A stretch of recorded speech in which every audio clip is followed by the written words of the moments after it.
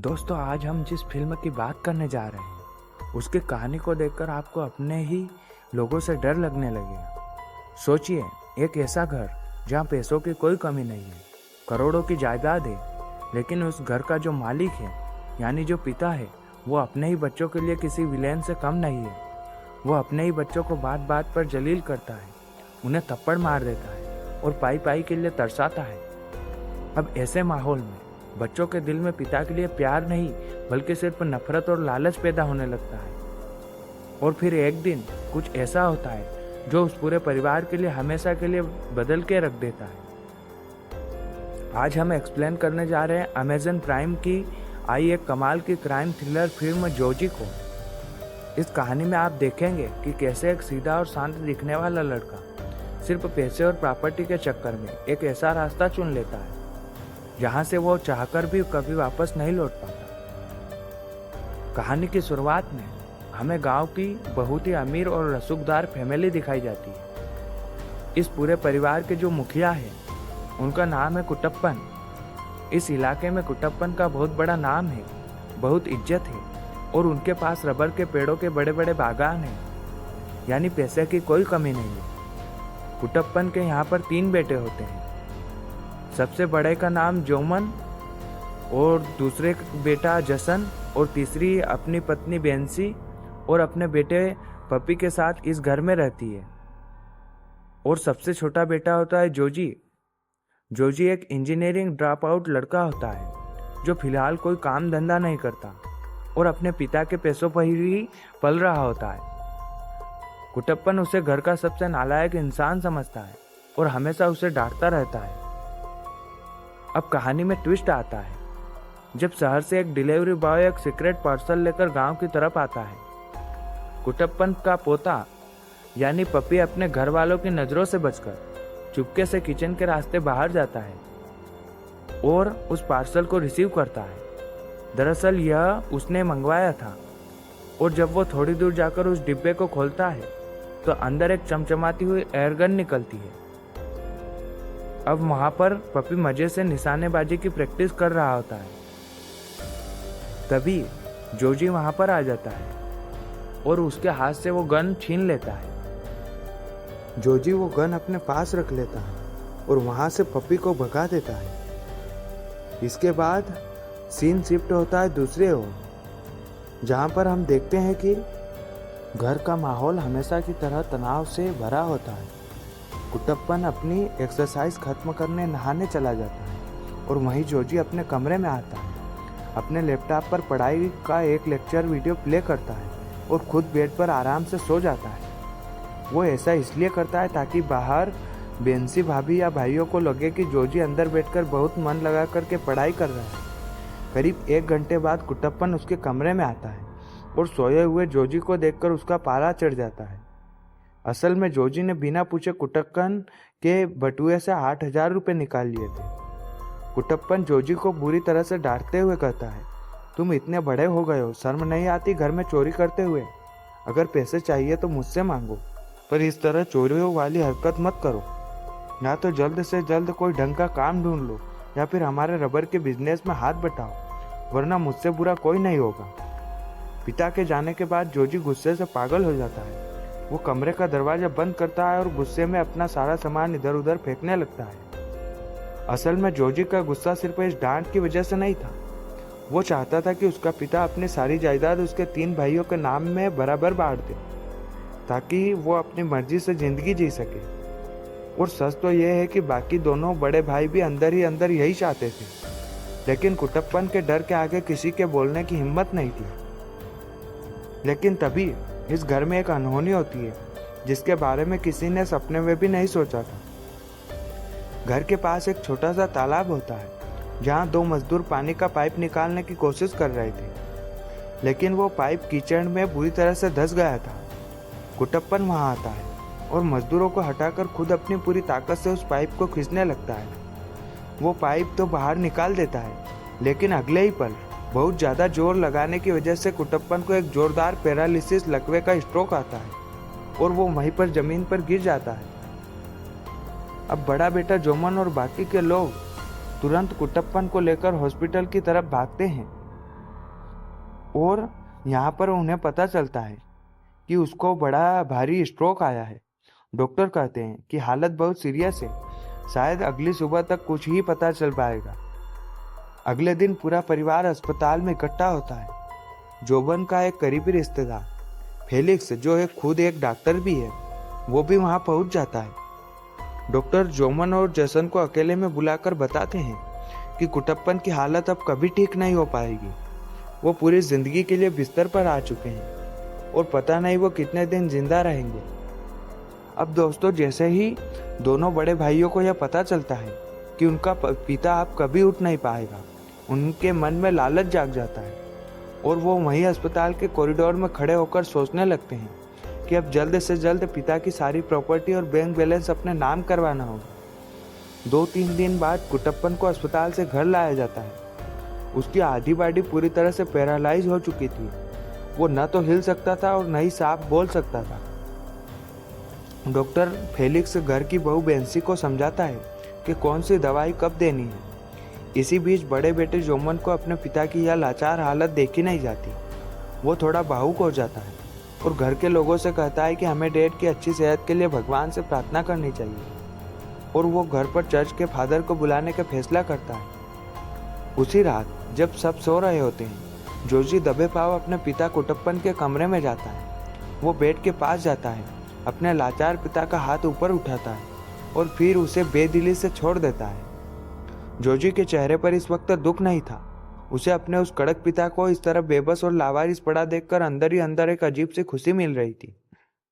वो तो बस यही सोच रहा था कि यह कब हमेशा के लिए निपटेगा और कब इस घर की करोड़ों की जायदाद का बंटवारा होगा। लेकिन दोस्तों, जोजी जिसे अंत समझ रहा था, कहानी का असली खतरनाक खेल तो अब शुरू होने वाला था। क्योंकि अगले दिन जब चर्च के फादर घर पर आकर प्रार्थना शुरू करते हैं, तो कुटप्पन के शरीर में अचानक एक ऐसी हलचल होती है जिसे देखकर जोजी के पैरों तले जमीन खिसक जाती है। अब आगे क्या होने वाला था? क्या कुटप्पन ठीक होने वाला था? और अगर वो ठीक हो जाता तो जोजी की लालच का क्या होता? अब यहीं से शुरू होता है असली दिमागी खेल। कुटप्पन भले ही लाचार था, पर वो अपने तीनों बेटों की रग रग से वाकिफ था। जब दूसरा बेटा जसन उससे प्रॉपर्टी के कागजात पर साइन कराने पहुंचता है, तो कुटप्पन साफ कर देता है, मुझे पता है तुम सब मेरे मरने की दुआ कर रहे हो, लेकिन ऐसा कुछ नहीं होने वाला। पिता का यह घमंड देखकर घर का सबसे शांत और सीधा लड़का यानी जोजी अंदर से पूरी तरह से हिल जाता है। वो कुटप्पन के पास जाकर बहुत ही मासूम बनकर कहता है, डैड, मरने के बाद ऊपर कुछ नहीं ले जाना है, सब यहीं छोड़ जाना है। लेकिन यह बात सुनकर कुटप्पन गुस्से में जोजी का गला पकड़कर उसे जमीन पर पटक देता है। बस यही वो थप्पड़ और बेइज्जती थी जिसने जोजी को अंदर से हिला दिया था। अब जोजी के सिर पर खून सवार था। वो चुपचाप मेडिकल स्टोर जाता है और कुटप्पन की रोज की दवाइयों से मिलती जुलती लेकिन बेहद हाई डोज और खतरनाक गोलियां खरीद कर लाता है। वो सही मौका देखकर कुटप्पन के कमरे में जाता है और असली दवाइयों के डिब्बों को नकली दवाइयों से बदल देता है। लेकिन यहाँ पर एक ट्विस्ट होता है। जब जोजी यह सब कर रहा था, तब दरवाजे की ओर से उसकी भाभी बेंसी उसे देख लेती है। मगर बेंसी शोर नहीं मचाती, क्योंकि वो भी मन ही मन इस बूढ़े की मौत चाहती है ताकि उसके पति को जायदाद मिले। जोजी का यह साइलेंट पॉइजन अपना काम करता है और 2-4 दिन में ही कुटप्पन की अचानक मौत हो जाती है। डॉक्टर इसे नॉर्मल मौत मान लेते हैं और जोजी को लगता है कि वो जीत गया। लेकिन जोजी की यह खुशी बहुत ही जल्दी मातम में बदलने वाली थी। कुटप्पन की 13वीं के दिन बड़े भाई जोमन शराब के नशे में आता है और एक ऐसा ऐलान करता है जिससे जोजी के पैरों तले जमीन खिसक जाती है। जोमन कहता है कि गांव वाले हमारी फैमिली पर शक कर रहे हैं, इसलिए मैं डैड की कब्र खुदवाकर उनकी बॉडी का ऑटोप्सी यानी पोस्टमार्टम करवाऊंगा। ऑटोप्सी का नाम सुनते ही जोजी के तोते उड़ जाते हैं, क्योंकि अगर जांच हुई तो उसकी दवाइयों का काला सच खुलकर आएगा। वो घबराकर रात के अंधेरे में बची हुई सारी नकली दवाइयाँ तालाब के पास ले जाकर के जला देता है, लेकिन हड़बड़ी में वो वहाँ पर एक बड़ा सबूत छोड़ देता है। अगले दिन जोमन को जोजी पर शक होने लगता है। वो जोजी को अपने साथ खेत पर ले जाता है और सीधे उसकी छाती पर हाथ रखकर चीखता है, सच बता कमीने, डैड की मौत के वक्त तू तालाब के पास क्या कर रहा था? तूने डैड के साथ क्या किया? जोजी को समझ आ जाता है कि उसका राज अब खुल चुका है। अपनी जान बचाने के लिए वो अपनी जेब से वही लोहे की गोलियां वाली एयरगन निकालता है और सीधे जोमन के गले पर फायर कर देता है। जोमन तड़प कर जमीन पर गिर जाता है, उसकी सांसें उखड़ने लगती है। लेकिन जोजी का पागलपन यही नहीं रुकता। वो पास में रखा खेत खोदने वाला एक भारी डायनामाइट बम उठाता है, उसमें आग लगाता है और तड़पते हुए भाई की तरफ फेंक देता है।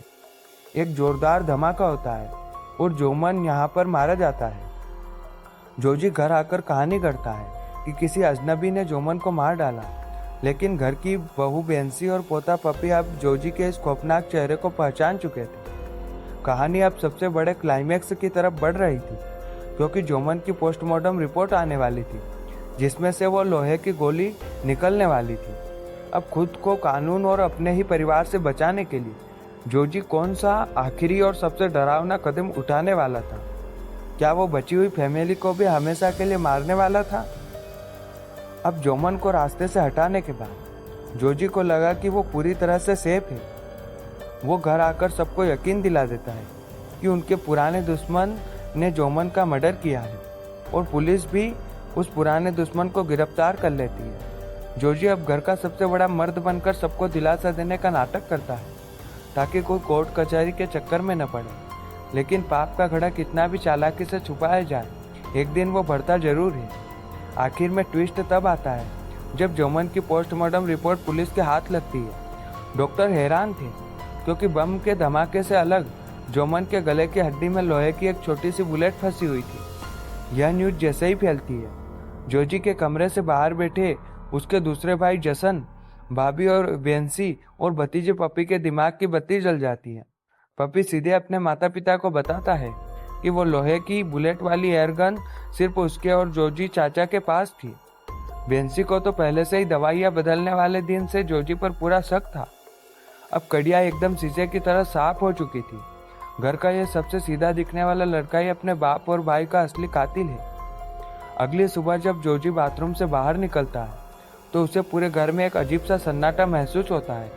वो जैसे ही नीचे आता है, देखता है कि जसन, बेंसी, पपी, उनका डॉक्टर रिश्तेदार फेलिक्स एक कमरे में बहुत ही गंभीर चेहरा बना करके बैठे हैं। जोजी माहौल को संभालने के लिए चिल्लाने का नाटक करता है, तुम लोग बाहर वालों की बातों में आकर मुझ पर शक कर रहे हो।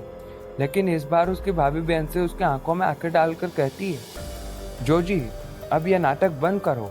हमें सब पता चल चुका है कि तुमने ही जोमन को और तुमने ही डैड कुटप्पन को मारा है।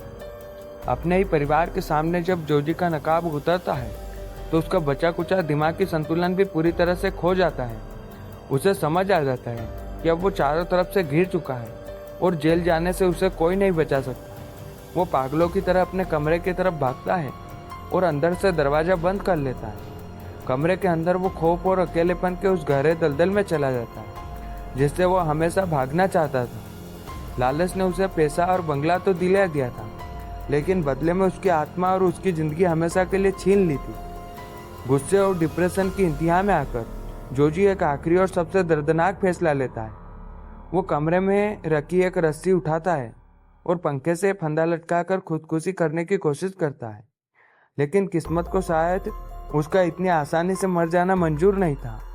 फंदा टूट जाता है और जोजी नीचे गिर जाता है, लेकिन इस हादसे में उसके दिमाग की नसें फट जाती है और उसे एक बहुत ही तगड़ा पैरालिसिस लकवे का अटैक आता है। फिल्म के आखिरी सीन में हमें अस्पताल का एक सफ़ेद ठंडा कमरा दिखाया जाता है। जोजी बेड पर बेजान लेटा हुआ है, उसकी पूरी बॉडी पैरालाइज हो चुकी है। वो न तो हिल सकता है और न ही अपना दर्द बयां करने के लिए एक शब्द बोल सकता है। ठीक वैसी ही हालत जैसी उसके पिता कुटप्पन की थी। पुलिस उसके बेड के पास खड़ी होकर एक पेपर पर उसके अंगूठे का निशान लेती है। जोजी की आंखों से आंसू बह रहे हैं। वो अपनी नज़रें घुमाकर सामने देखता है, जहां उसकी भाभी बेंसी और बड़े भाई जसन खड़े थे। उनकी आंखों में जोजी के लिए अब कोई हमदर्दी नहीं थी, सिर्फ एक गहरी नफरत थी।